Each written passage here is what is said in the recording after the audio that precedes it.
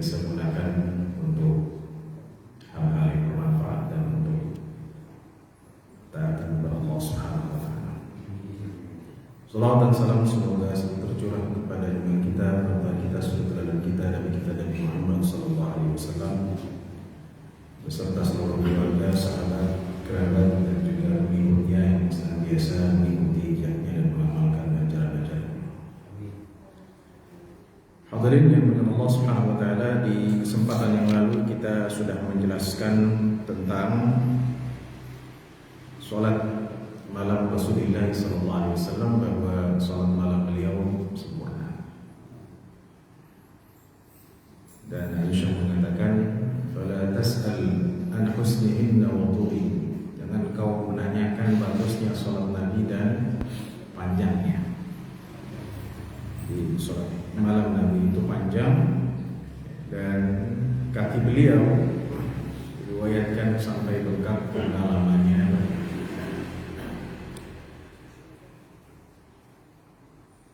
Kemudian kita sudah menjelaskan juga bahwa Rasulullah SAW dalam satu rakaat membaca surah panjang. Mana rakaat pertama membaca surah Al-Baqarah, kemudian membaca An-Nisa, dan setelah itu Ali Imran. Jadi satu rakaat bisa 2 juz setengah. Ini menunjukkan betapa Rasulullah SAW menginginkan dari qiyam itu panjangnya bacaan. Nah, mungkin kalau kita sholat malam yang penting 2 rakaat lah ya. Bacanya Nas, Al-Falaq, Alhamdulillah. Untuk semalam qiyam, Masya Allah, Alhamdulillah. Berapa lama ya? 5 menit aja lah. Ya, tapi itu lebih baik daripada tidak ya. Walaupun kita ingin mencapai apa yang diamalkan Rasulullah SAW, ini juga menjawab ya bagi para orang mungkin mengatakan bagaimana Rasulullah SAW murajaah, mengulang hafalannya, maka terjawab ya, salah satunya adalah dengan qiyam. Jadi kalau satu rakaat aja 2 juz setengah, bayangkan kalau sudah 4 rakaat berapa juz dalam semalam ya yang dibaca Rasulullah SAW ya. Jadi kalau paginya Rasulullah SAW sibuk, kemudian juga mengurusi umat berdakwah, tetap Rasulullah SAW memiliki waktu di mana beliau beribadah dan mengulang apa yang dihafalnya dari kitab Allah Azza wa Jalla. Ini poinnya. Selanjutnya adalah hadis Ibnu Mas'ud radhiyallahu anhu. Beliau mengatakan, aku pernah salat bersama Nabi sallallahu alaihi wasallam di satu malam. Ya. Jelasnya ini juga menunjukkan bahwa salat qiyam atau tahajud boleh dilakukan salat jamaah. Soal hadis Ibnu Mas'ud ini dan hadis Hudzaifah bin Yaman, juga hadis Abdullah bin Abbas, boleh dilakukan secara berjamaah. Maka Nabi sallallahu alaihi wasallam memanjangkan berdirinya. Jadi ini khas daripada salat qiyam, yaitu panjang berdirinya. Ya, walaupun juga ada riwayat lain menunjukkan rukuknya dan sujudnya, tetapi yang menjadi khas daripada qiyamul lail dan tahajud adalah berdirinya lama. Sedangkan dalam sholat gerhana kemarin semuanya lama, baik rukuknya, sujudnya, berdirinya. Enggak ada yang komplain gitu, Ustaz ya. Rukuknya sampai 5 menit ya. Kasihan ya yang tidak kuat. Ini untuk tak lain untuk membedakan sholat gerhana dengan sholat lainnya. Karena Nabi SAW melakukan demikian. Sehingga kata sahabat radhiyallahu alaihim, sehingga aku ingin untuk apa? Untuk meninggalkan ya, saking lama ruku dan sujudnya, Ya. Maka ini yang perlu kita pahami bersama. Nah, di sini kata Ibnu Mas'ud, Rasulullah SAW lama berdirinya. Lama apanya? Berdiri. Sehingga aku menginginkan sesuatu yang buruk. Hamamtu bisu. Sesuatu yang buruk itu apa? Ditafsirkan. Sesuatu yang buruk itu kan banyak. Maksudnya apa? Maka ditanyakan, apa yang kau inginkan dari keburukan di sini? Hamamtu an ajlisa wa ada'a. Aku ingin duduk dan meninggalkan Nabi SAW salat sendiri. Jelas ya? Kalau kita baca hadis ini, kita potong aku menginginkan keburukan, terus dipotong hadis ini, ya mungkin kita pikirannya macam-macam ya. Menginginkan keburukan yang mungkin Nabi seperti yang viral beberapa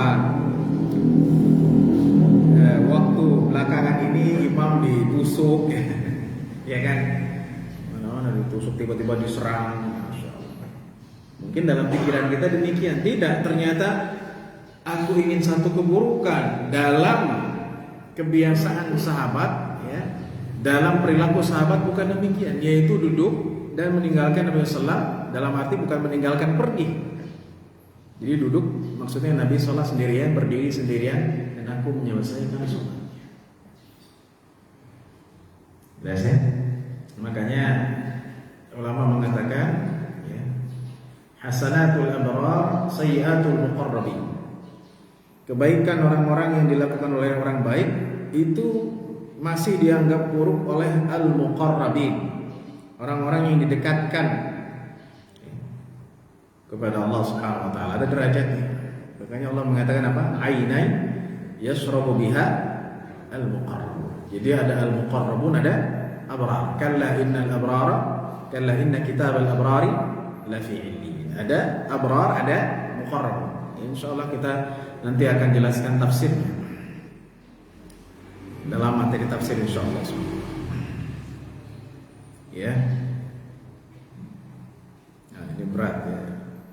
Tengah sholat tiba-tiba enggak kuat, ya udahlah saya duduk aja, dalam arti udah saya enggak ngikutin Nabi sallallahu sholat lagi. Ini adalah ya disebutkan sebagai amrin su, perkara yang buruk. Jadi perkara yang buruk bukanlah satu dosa, itu poinnya. Bukanlah satu dosa di mana dia menyebabkan adanya dalam sholat sunnah, tetap ya, bukan satu yang melanggar dalam arti maksiat, bukan. Maka ini yang perlu dipahami dari perilaku sahabat ridwanullahi alaihi.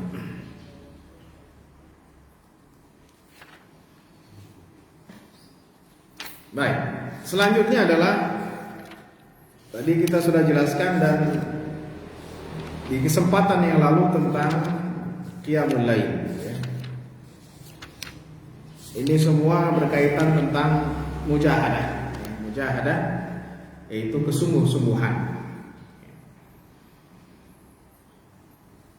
Jadi udah selesai. Sekarang Imam Nawawi rahimahullah taala menyebutkan hadis Anas radhiyallahu anhu, bukan masalah tentang qiyam, yaitu tentang kematian. Kata Nabi SAW, yatba'u al-mayyita thalatha, akan menyertai orang mati tiga ya, perhatikan, ahluhu wa maluhu wa amaluhu. Jadi akan menyertai dia, akan mengikuti dia tiga hal, tiga perkara. Pertama adalah keluarganya, kedua hartanya, ketiga amalannya. Kalau kita meninggal kan diantar ya, diantar insyaallah. Iya, gak mungkin gak diantar, walaupun ada beberapa kasus ada orang meninggal dibopong sendiri. Saya masih gak paham itu. Katanya ambulannya penuh, akhirnya dibawa pakai motor. Ya kan? Beberapa kali belakangan juga kita ada yang dibawa pakai mobil sendiri. Masya Allah. Ketika kita mati, ini adalah keniscayaan, kita akan mati semuanya ya, lambat ataupun cepat. maka akan mengiringi kita, keluarga kita, mengantarkan kita. Kalau kita punya keluarga, kalau kita nggak punya keluarga, kerabat. Kalau nggak punya kerabat, kawan.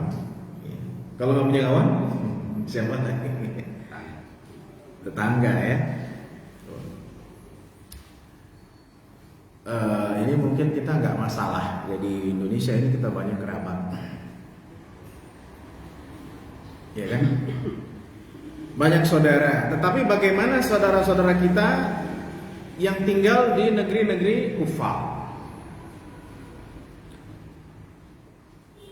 Ya, karena saya dulu pernah dapat cerita ada seorang keluarga yang saya tak kenal, ya dia saudara-saudaranya itu ke Eropa semuanya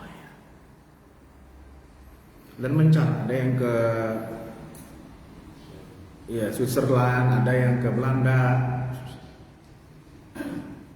ada yang paling bungsu ketika itu dia pergi ke, kalau nggak salah ke Hungaria, kalau nggak salah yang penting Eropa lah. Perempuan. Jadi misah dengan kakak-kakaknya, sehingga ketika di sana dapat kerjaan dan akhirnya menikah dengan non-muslim kan? Ini yang kita takutkan. Bukan hanya masalah dia murtad gitu kan, tapi ketika dia meninggal ya udah. Kalaupun dia tidak murtad misalnya, dia tinggal sendirian, siapa yang akan menyolatkan? Kira-kira demikian. Makanya komunitas di negeri-negeri minoritas itu penting. Ya, kalau di Indonesia nggak perlu komunitas karena kita semua muslim rata-rata. Tapi kalau di sana kita menyendiri gitu ya, bergabung dengan orang-orang kufar, baik ada yang ganti agamanya atau tidak ganti agamanya, karena ini banyak, maka ini dikhawatirkan ya, naudzubillah, ketika meninggal nggak ada yang mengiringi jenazah. Naudzubillah. Jadi keluarganya, yang kedua hartanya. Ya, hartanya ini apa? Kata ulama, kendaraannya. Kendaraannya. Ini yang dimiliki ya, kalau nyewa gimana? Kendaraannya ini ya di zaman Rasulullah SAW, ya, bisa kuda, bisa unta, dan dia tidak pakai lagi. Yang menggunakan siapa? Keluarga kan. Ya, jadi kendaraan yang kita miliki sekarang itu ketika kita mati kita nggak akan pakai. Ya kita di dalam situ ya cuma dalam keadaan apa? Jenazah kan gitu. Terakhir ya, terakhir.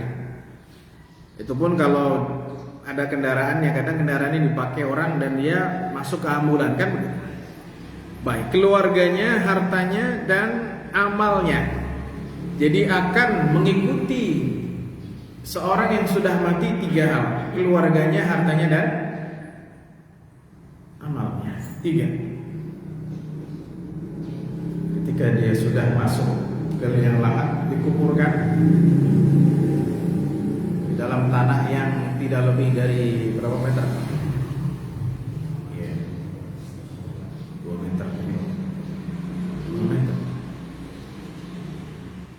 Dia dikuburkan, selesai. Ya mungkin dulu rumahnya gede, ya bisa 100-200 meter, tapi ketika dia dikubur, ya kuburannya kan kecil. Ya mungkin ada di apa namanya, ada di hill ya. Itu para sultan semua. Mungkin satu orang berapa meter Pak?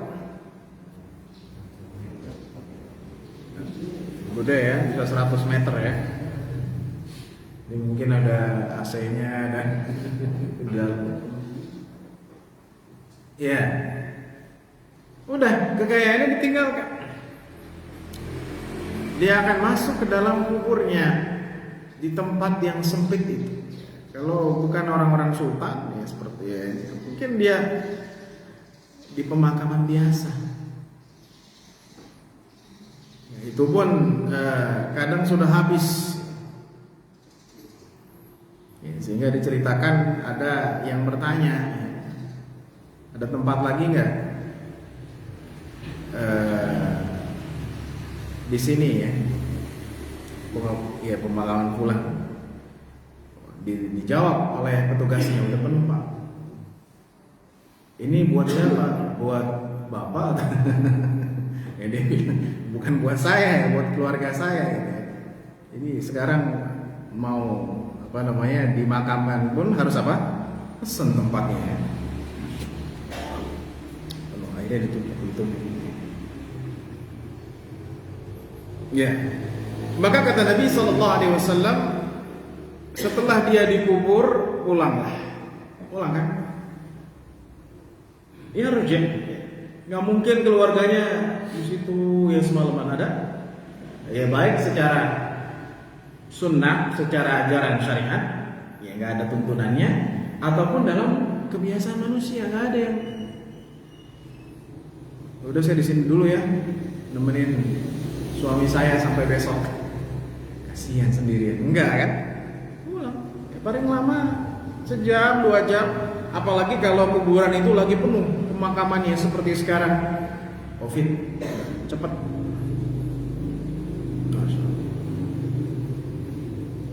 Dua yang pulang, ya, dan satu yang menetap.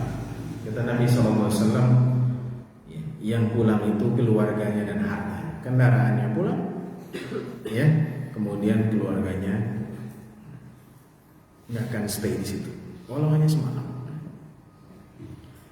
Dan apa yang tetap tinggal bersama mayit tersebut, kata Nabi SAW, amalun, hanya amalnya.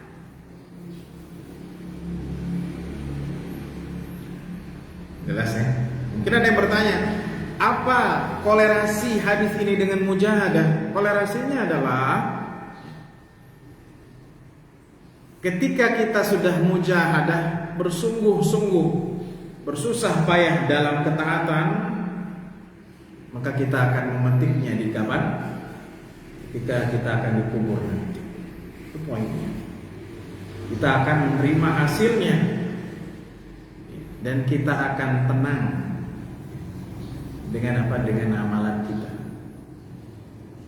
Ya, tapi ini bagusnya kita ini apa ya? Tafaul ya. Optimis. Ya.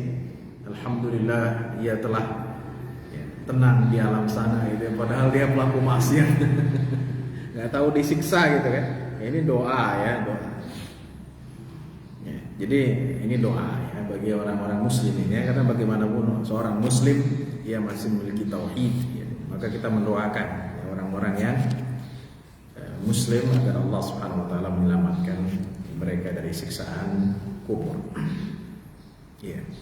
Jadi semua yang kita miliki akan kita tinggalkan, yang ada hanya amalan kita. Ini kalau baca hadis ini, dunia itu udah nggak ada nilai. Ya, makanya di saat-saat seperti ini kita perlu mengaji untuk menguatkan. Karena sekarang ini banyak orang yang apa? Putus asa, udah nggak ada apa-apa nih COVID. Ya dagangan sepi, ya. Kerjaan juga dikeluarkan dan nggak dapat apa-apa. Kebaca hadis ini bahwa apa? Ketika kita mati, yang menemani kita hanyalah amalan kita. Jelas ya?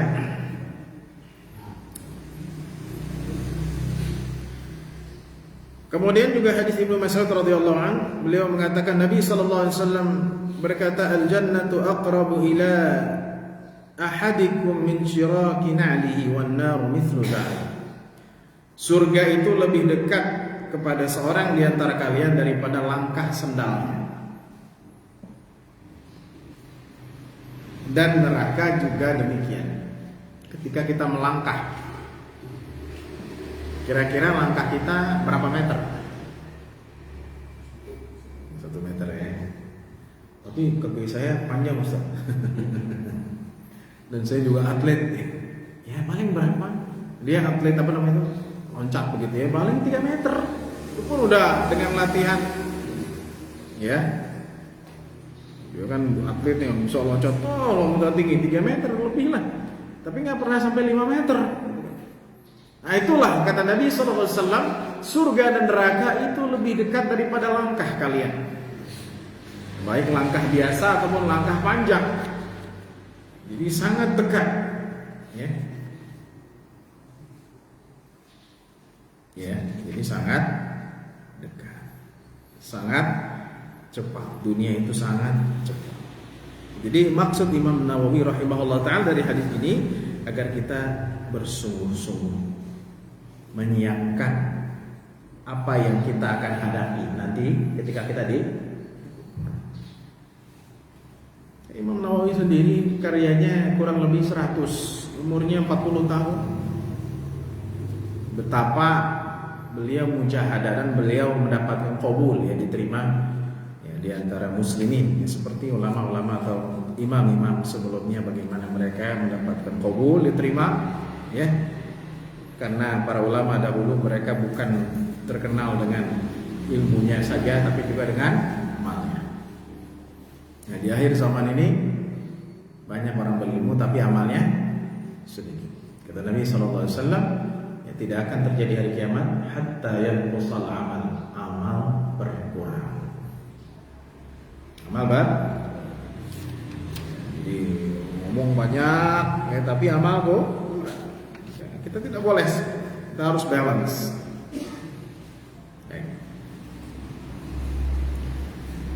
Selanjutnya adalah hadis Rabi'ah bin Ka'ab al-Aslami, khadimi Rasulullah, pembantu Rasulullah. Ya, jadi pembantu Rasulullah bukan hanya Anas bin Malik radhiyallahu anhu. Di sini siapa? Di sini adalah Rabi'ah bin Ka'ab. Wa min ahli suffah, ia termasuk ahlus suffah.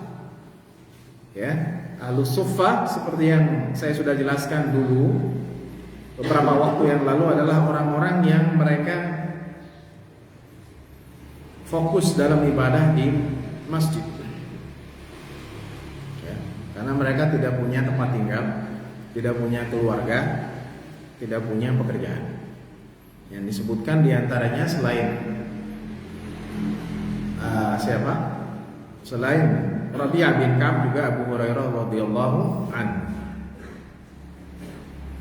Ya. Kemudian beliau mengatakan, aku pernah mabit bersama Rasulullah sallallahu alaihi wasallam. Abid artinya apa? Mabit artinya menginap. Menginap ini ada beberapa tafsiran, bisa dalam perjalanan atau di satu tempat. Maka aku membawakan biwudu'ihi, ya, dengan tempat wudunya. Ini saya jelaskan dalam kajian Sahih Bukhari, ya, bahwa dulu dibawakan karena nggak ada keran seperti kita. Bahkan ulama dengan hadis seperti ini mengatakan boleh seseorang dibawakan wadah untuk berwudu, baik dia sehat ataupun sakit. Misalnya ada seseorang yang misalnya ya agak susah jalannya atau karena sakit, kita bawakan wadah, ya bisa baskom atau yang semisalnya untuk wudu boleh. Mana dalilnya? Ya, maka Nabi SAW hadis Bilal yang populer juga ketika beliau alaihissalam mendekati kematian beberapa kali dan minta dibawakan apa? Wudu, ya. Wudu itu adalah perbuatannya, wudu itu tempatnya. Wudu artinya tempatnya, wadah yang ada isinya air untuk berwudu. Jadi aku membangun wudunya, wa hajatihi, dan hajatnya. Kemudian kata Rasulullah SAW, salni, ya, mintalah. Kalau kita bilangnya kamu butuh apa? Salni. Karena tahu ahlu sufa gak punya apa-apa. Seperti Abu Hurairah seringkali kelaparan. Hadisnya populer dan sahih. Bagaimana beliau radhiyallahu anhu mengikat perutnya dengan apa? Dengan batu. Kita pernah mengikat perut kita dengan batu? Kalau pakai gesper, ya,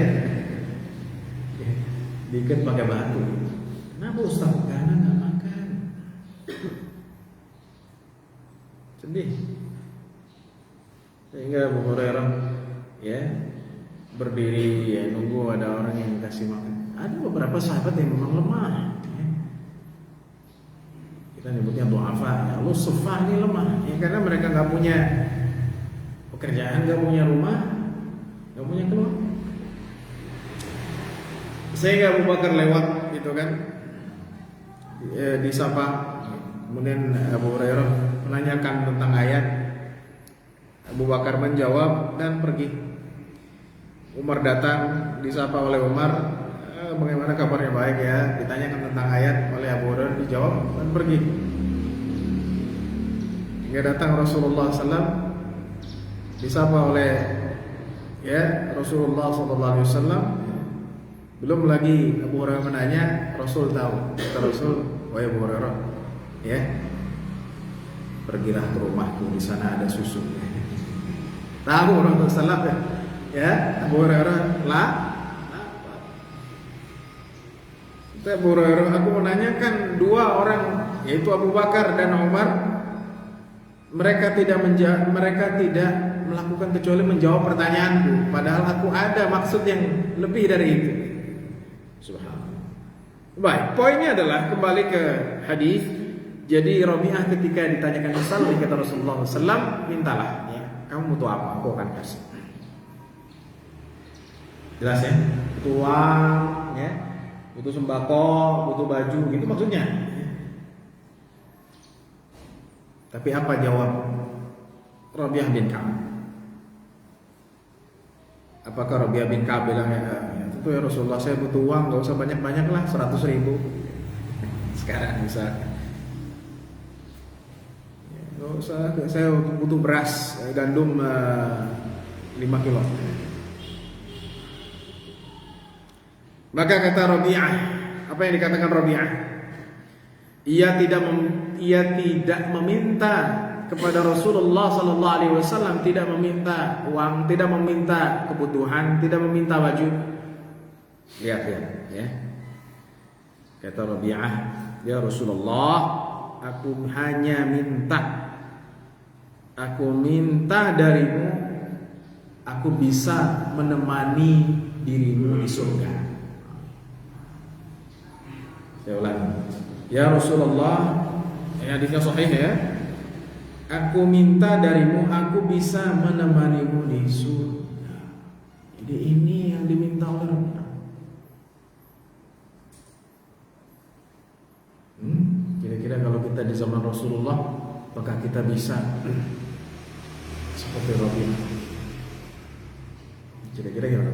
Kita lagi punya uang ya, nggak ada keluarga, kemudian kita susah makan.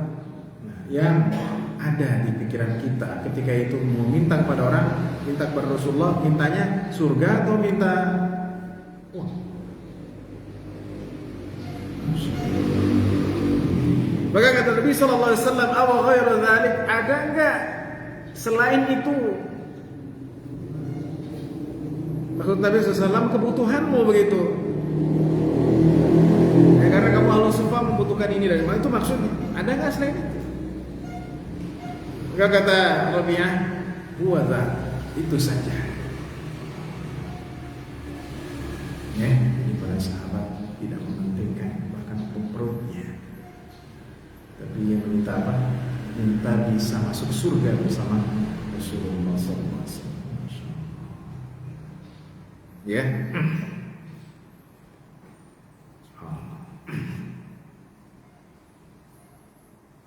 Baik.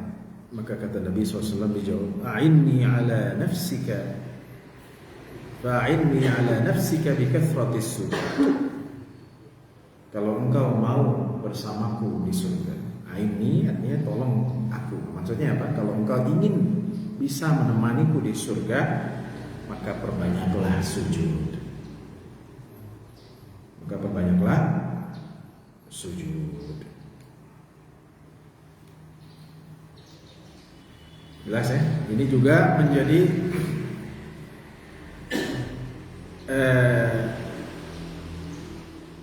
syahadah atau kesaksian Nabi SAW kepada siapa? Rabi'ah. Pada Rabi'ah. Karena disebutkan bahwa Rabi'ah ya memperbanyak sujud. Nah, sujud itu dari mana datangnya? Ya dari sholat kan gitu. Kalau kita sholat ya memelihara sholat-sholat yang rawatib yang sunnah, kira-kira sujud kita banyak nggak? Ya, kata ulama, li'anna sujud afdalu hayatil musalli. Sujud itu adalah posisi bentuk gerakan yang paling afdal ya bagi orang yang sholat. Iya. Ya. Jadi di sini menunjukkan bahwa memperbanyak sholat-sholat sunnah, ya, apalagi yang jelas-jelas diajarkan Rasulullah SAW, ini akan ya memperbanyak sujud kita. Jadi itu yang diinginkan oleh siapa? Rabi'ah. Jadi Rabi'ah tidak ingin dunia. Poinnya adalah berkaitan dengan bab ini bahwa mujahadahnya di mana di sini? Mujahadah, bagaimana bisa memperbanyak sujudnya? Ya kalau kita sholatnya hanya yang wajib aja, sujud kita ya standar kan begitu. Tapi kalau qiyam, duha, itu kan, sholat tahiyatul masjid, banyak nggak sujud? Itu ya. Jadi itu yang berkaitan tentang bab, yaitu apa? Kesungguh-sungguhan. Semoga kita bisa mengikuti Rabi'ah bin Ka'ab al-Aslami ya. Gimana kita nggak senang bisa ya menemani Rasulullah SAW di surga, di Firdaus al-A'la, Firdaus tertinggi. Selanjutnya adalah hadis Abdullah, yaitu atau Abu Abdurrahman Thauban maula Rasulullah sallallahu alaihi wasallam, ya, budak daripada Rasulullah sallallahu alaihi wasallam. Ya, yang dimerdekakan ya sami itu Rasulullah sallallahu alaihi wasallam. Ya, aku mendengar Rasulullah sallallahu alaihi wasallam bersabda, "Alaika bi kathratis sujud." Engkau perbanyaklah, alaika dalam bahasa Arab menunjukkan apa? Kemestian, harus. Kau mesti memperbanyak sujud. Fa innaka lan tasjuda lillahi sajdatan, tidaklah kau sujud satu sujud saja illa rafa'aka Allah biha darajah. Kecuali Allah akan mengangkat ya derajatmu satu derajat, wa hatta 'anka biha khati'ah, dan menghapuskan satu kesalahan. Ya. Ini menjawab bagaimana kata Allah Subhanahu wa taala, wa minal laili fatahajjad bihi nafilatan laka 'asa ay yab'atsaka rabbuka maqaman mahmuda. Di waktu malam bangunlah melakukan qiyam, asa ya, semoga Tuhanmu mengangkatmu ke maqam yang terpuja. Kita memperbanyak sujud, kau angkat. Ya, Allah akan angkat dan dosa-dosa itu akan dihapuskan pada setiap sujud. Makanya sujud, tempat sujud adalah kening, adalah tempat di mana Allah mengharamkan api neraka untuk melahapnya. Ya, jelas ya. Jadi nanti kalau orang masuk neraka, orang Islam, dia sujud, semuanya kebakar, tapi tempat sujudnya tidak.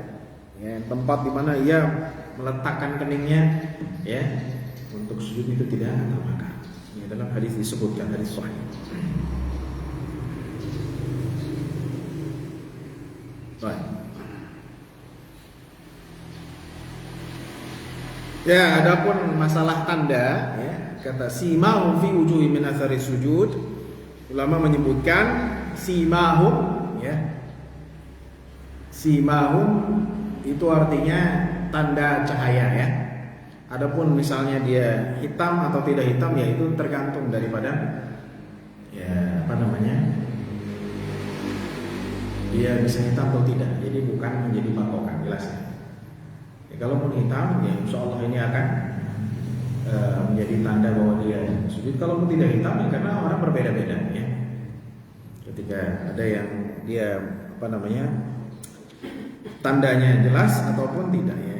Jadi simahu fi wujuh min athari sujud itu adalah cahayanya ya, dari bekas sujud ya. Baik yang tampak di kening kita ada tanda hitamnya atau tidak, itu poinnya ya. Kemudian hadis selanjutnya adalah hadis Abu Safwan Abdullah bin Busr al-Aslami radhiyallahu anhu. Rasulullah SAW bersabda, nah ini hadis riwayat Tirmizi ya. Populer hadis ini. Khairun nas man tala umuruh wa hasuna amaluh. Sebaik-baiknya orang adalah yang umurnya panjang, amalnya bagus. Jadi kebalikannya. Kalau sebaik-baiknya orang yang umurnya panjang, amalannya bagus, kebalikannya apa? Seburuk-buruknya orang yang pendek ya, pendek umurnya, buruk amalnya. Udah pendek umurnya, amalnya apa? Khairun nas man tala umuruhu wa hasuna amaluh. Jadi kalau kita masih diberikan kehidupan oleh Allah Subhanahu wa taala, ya kita berharap amal kita bagus. Gitu ya. Kenapa kita didoakan semoga sehat ya? Ya bukan karena kita pengen hidup 1000 tahun lagi gitu. Tapi ketika kita sehat, Allah berikan umur, ya kita berharap dengan umur yang diberikan panjang itu kita bisa melakukan kebaikan. Ya, Anas bin Malik radhiyallahu anhu sendiri umurnya 100 lebih. Hakim bin Hizam ya disebutkan oleh ulama umurnya lebih dari ya 150 tahun. Wallahu a'lam ya.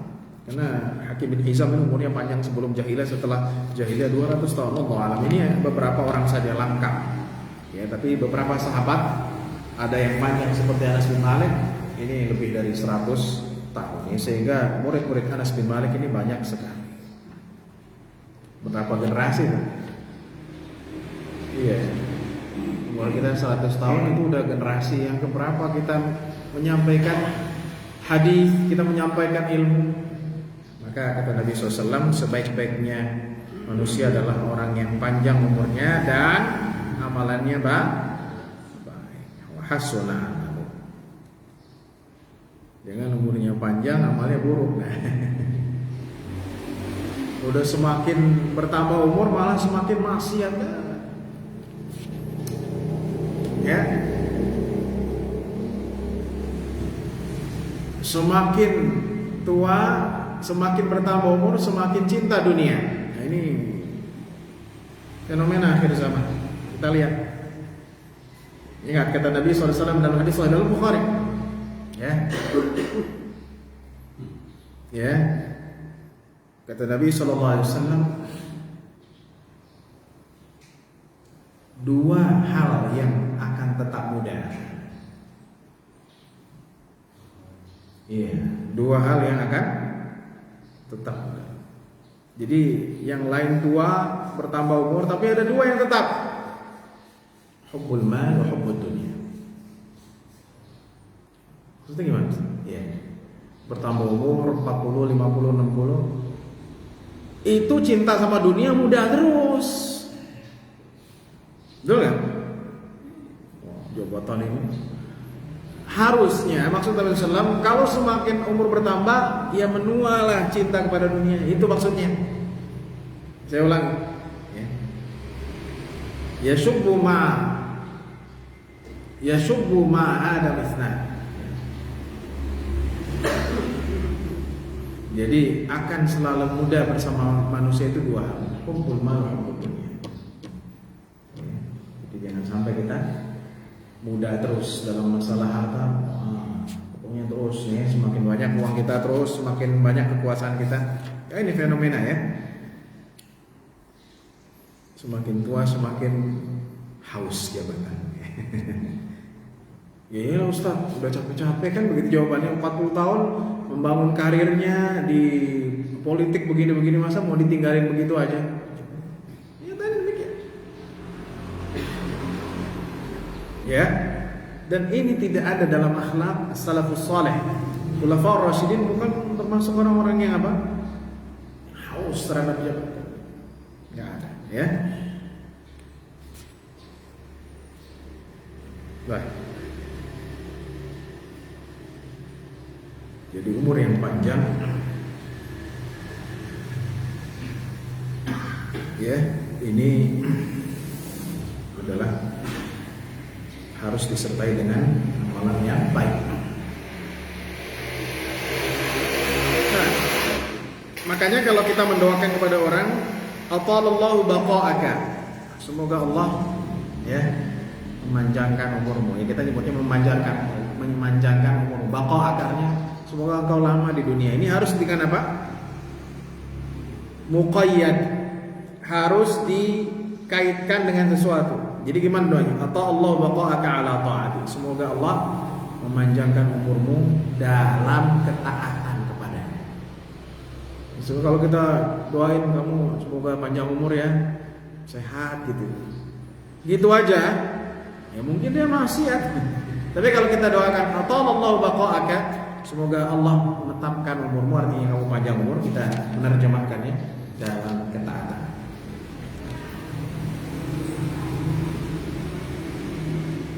Baik.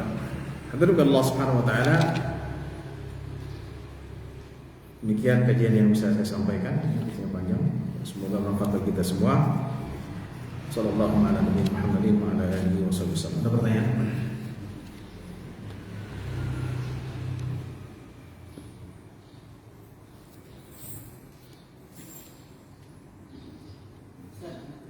Fadhal. Ada orang beranggapan begini, kita udah di alam kubur, udah dapat bocoran, pertanyaan, terus kalau mau masuk surga ada kuncinya, kalau jannah lain-lain tahu kan, terus kita apalin aja gitu. Betul sekali ya. Yang perlu kita pahami ya, bahwa pertanyaan kita di kubur atau di hari akhir bukan kita latihan ya. Oh, ini latihan ya, siap-siap nanti ditanya malaikat ya. Kan cuma 3 pertanyaannya. Pertanyaannya apa? Madrung buka terus ya? Madinuka terus man hadzal ladzi ursila ilaika. Tuhanmu siapa, agamamu apa, siapa yang ini yang diutus kepadamu gitu kan? Ya saya udah hafal loh. Raditu billahi rabba wa bil islami dina, kan begitu, Muhammadin nabiyyan wa rasul. Nah, kata ulama ya, ini bergantung kepada amalan kita. Bergantung kepada amalan kita. Jadi walaupun kita hafal tapi kita tidak mengaplikasikan ya ketaatan dan kesolehan, itu tidak akan menyebabkan kita sudah lancar. Karena jawaban kita di kubur dan di hari akhir itu bergantung kepada amal kita, ya, bukan bergantung kepada ilmu kita. Makanya kata Nabi Sallallahu Alaihi Wasallam, ya, la tazula qadama 'abdin hatta yus'ala ya an ilmihi hal 'amila bihi. Salah satu an umrihi fima afna wa an ilmihi ya hal 'amila bihi wa an malihi min ayna iktasaba wa fima anfaqa wa an jismihi fima afna. Ada 4. Salah satunya ilmunya diamalin tidak. Ya, kira-kira seorang orientalis dia hafal Quran kan? Ya kan, yang belajar Islam tapi untuk menyudutkan Islam. Dia tahu rukun Islam, tahu, bahkan hafal Quran, bisa nggak menjawabnya? Nggak bisa ya. Bahkan kata Nabi SAW dalam hadis yang sahih, ya, hadis tentang sholat gerhana, Nabi SAW dalam satu riwayatnya menyebutkan orang munafik ketika ditanyakan, siapa orang yang diutus kepadamu, kamu kenal nggak? Kata orang munafik apa? Lah, aku nggak tahu. Aku nggak. Jadi ini yang perlu kita pahami. Ya. Itu yang pertama. Yang kedua, ini tentang kebiasaan. Jadi kalau kita kan kuncinya la ilaha illallah, betul. Tapi kalau kita tidak membiasakan la ilaha illallah, kira-kira kita bisa mengucapkannya? Itu ya. Jadi kebiasaan. Alhamdulillah kita jatuh kepada satu dosa, atau melakukan dosa, dan kemudian kita meninggal dalam dosa itu. Kata Imam Ibnu Katsir, barang siapa yang hidup dengan sesuatu maka ia mati dalam keadaan sesuatu itu.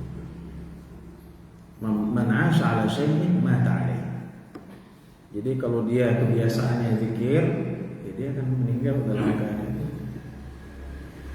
Tapi kalau dia kebiasaannya maksiat, dia akan meninggal dalam keadaan maksiat. Itu yang disebutkan oleh ulama, karena ini berkaitan tentang husnul khatimah. Jadi intinya kalau kita mau selamat dalam soal-soal ini, bukan hanya tahu kunci jawabannya seperti orang mau UN ada nggak ada UN sekarang ujian sekolah US kemudian kita bisa jawab, tetapi ini berkaitan dengan amal kita. Kalau amal kita buruk, kita tidak bisa mengucapkannya. Dan ini terjadi di zaman Rasulullah SAW ketika ada seorang dari yang hidup di zaman Rasulullah SAW meninggalnya susah untuk mengucapkan. Ditanyakan, ternyata ibunya marah kepadanya begitu. Jadi kata Rasulullah, wahai ibu, maukah engkau memaafkan anakmu? Kata ibu ini, saya nggak mau. Kata Rasulullah SAW, kalau itu saya bakar anakmu. Kan begitu. Kira-kira orang ini yang hidup di zaman Rasulullah SAW, dia tahu tauhid ya, tapi amalannya menyebabkannya. Maka ibu itu datang dan mengatakan, aku memaafkannya ya Rasulullah. Ketika itulah dia mudah untuk mengucapkan kalimat tauhid. Jadi ini berkaitan dengan amal, bukan hanya dengan ilmu dan kunci jawaban dari pertanyaan-pertanyaan di kubur ataupun di hari akhir. Baik, silakan. Tadi kan ada hadis mengatakan bahwa kalau kamu bersamaku di surga, banyakkan bersujud. Sekarang boleh tidak kalau kita berdoa kepada Allah dengan bersujud di bawah sholat? Iya. Baik, jadi ada beberapa sujud yang disyariatkan. Salah satunya di luar sholat ada namanya sujud syukur, sajadah syukran lillah, itu yang pertama. Kemudian juga selain itu yang ada syariatnya yang jelas, yaitu ketika membaca Quran. Makanya dalam Quran itu ada namanya sujud tilawah. Itu memang ada hadisnya dan dikumpulkan dalam mushaf itu ada. Dari mana mulai sujud tilawah? Ada yang tahu? Dari juz 15 gitu kan, juz 14 ya, 14 dari surah An-Nahl. Itu awal-awal enggak ada. Mulai An-Nahl, alam yaraw ila ma khalaqallahu min syai'in tafadhalahu 'anil yamini wasyamali sujadan lillahi wa hum dakhil. Gitu kan? Walillahi yasjudu ma fis samawati wa fil ardi min dabbati wal malaikatu wa hum la yastakbirun yakhafuna rabbahum min fawqihim wa yaf'aluna ma yu'mar. Jadi ini ada pensyariatannya sampai dari juz amma ada wasjud waqtarib. Di sini juga ada sujud tilawah. Ini salah satu yang bisa memperbanyak pertanyaannya pertanyaannya kan, apakah boleh kan begitu sujud di luar yang itu kan? Itu yang menjadi pertanyaan. Memang ini tidak ada tidak ada dalam satu hadis yang spesifik.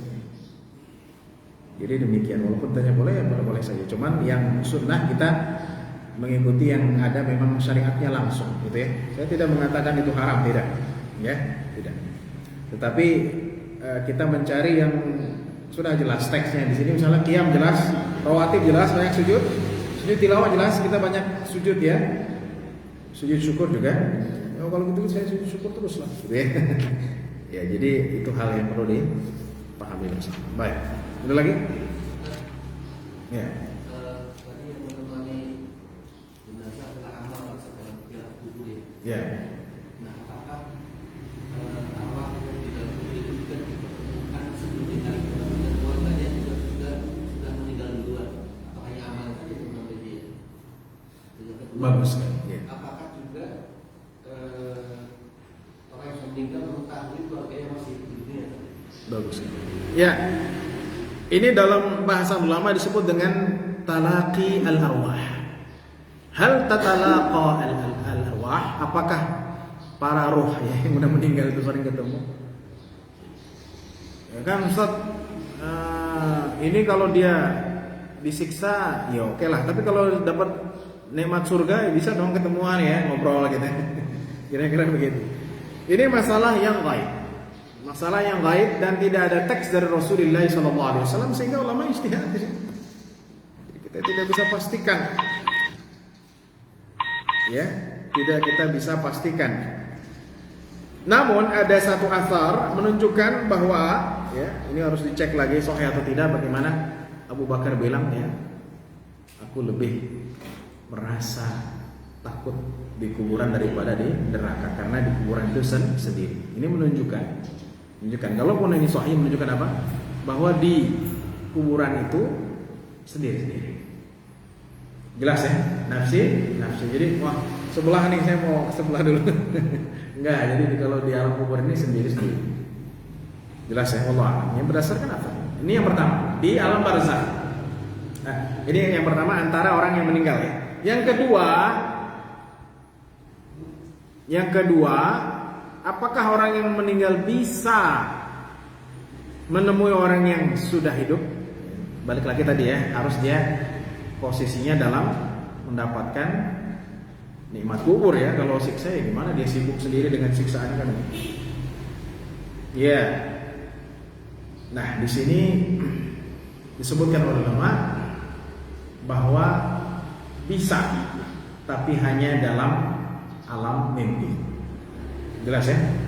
Jadi disebutkan oleh ulama, sebagian ulama bahwa bisa tapi hanya dalam alam mimpi.